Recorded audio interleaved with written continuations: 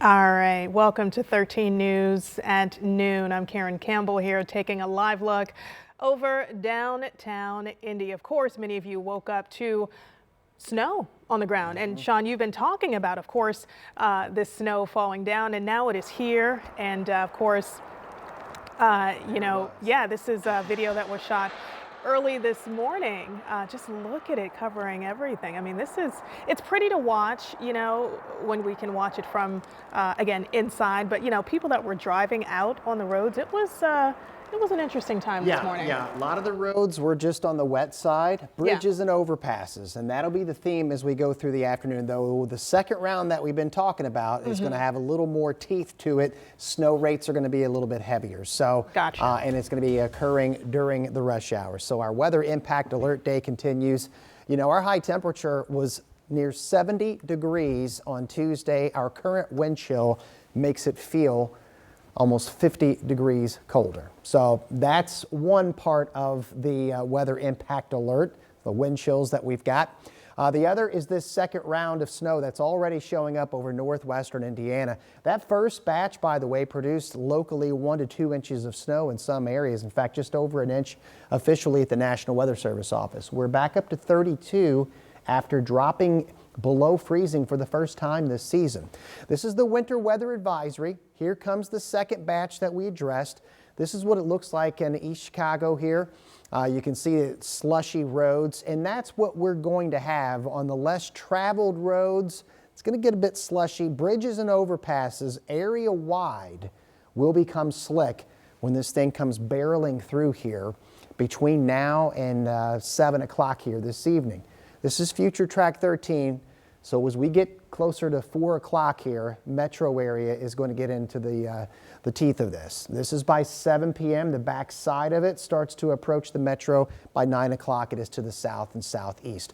Additional snowfall, and compared to what we had this morning, I think we get a good 1 to 2 out of this. Now, a lot of this may be on the grass, but not all of it. And that's why we want you to be prepared for a slower commute with some strong wind gust over 40 miles per hour. We'll talk more about that, what comes behind it, ahead in a pretty active 7-day forecast. All right, thanks, Sean. And of course, we want you to stay on top of the weather as we will be throughout the day. Just download our Live Doppler 13 weather app. There you can check the interactive radar, our weather blog, and you can get weather alerts that focus on your neighborhood. Remember, this is a free download.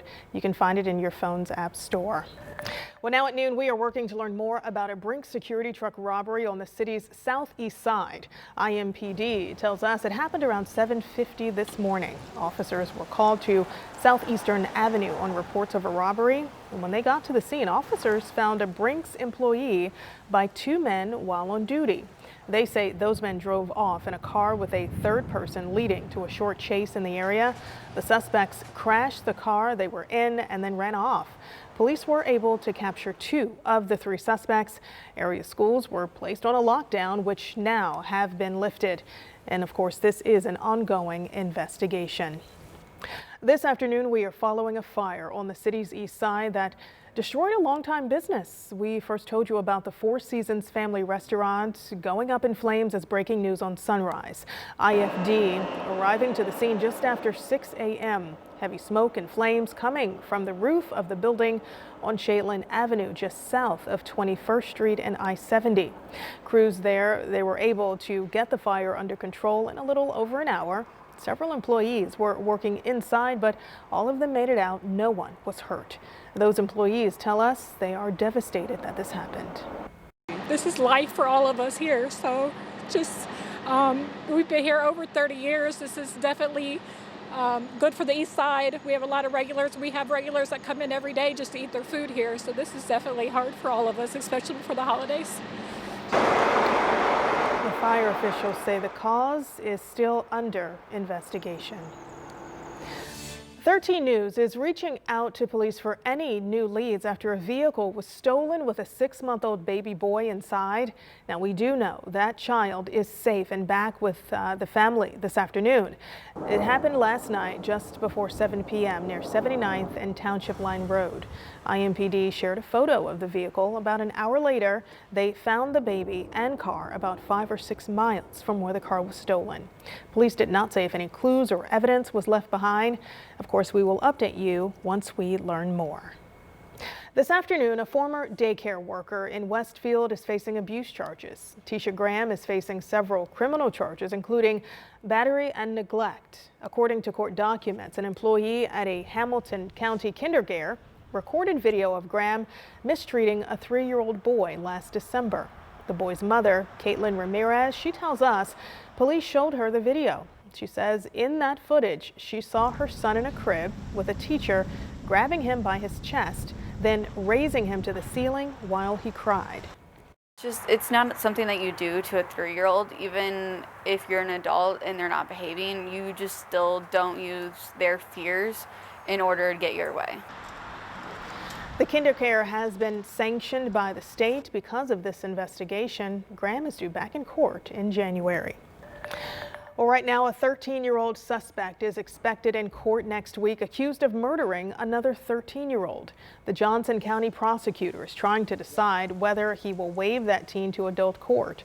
The teen is accused of killing 13-year-old James Davis. Investigators believe 6 juveniles were playing with a gun a week and a half ago when they say one 13-year-old pointed the gun at Davis and shot him at a Greenwood home. Well, the Indiana Attorney General is demanding information from companies he suspects of engaging in human labor trafficking of immigrants. Now, that includes Tyson Foods in Logansport. Our Rich Nye has more. The Indiana Attorney General says his office believes that Tyson Foods may have information relevant to an investigation concerning human labor trafficking. His office also sent civil investigative demands to at least 6 other organizations in Logansport, Evansville, and Seymour. What we suspect is that businesses, in conjunction with nonprofit entities, are incentivizing, acting like magnets for these illegal aliens as they come over the border to place them in low-paying work. Tyson Foods did not respond to our request for comment. Rokita says the company has until December 4th to respond to his office. We're looking at their practices, and particularly nonprofits and business practices, to see if they're creating an indecent nuisance or if they're in violation of the Deceptive Sales Act. So quite honestly, we're creatively using those statutes and apply them to this issue.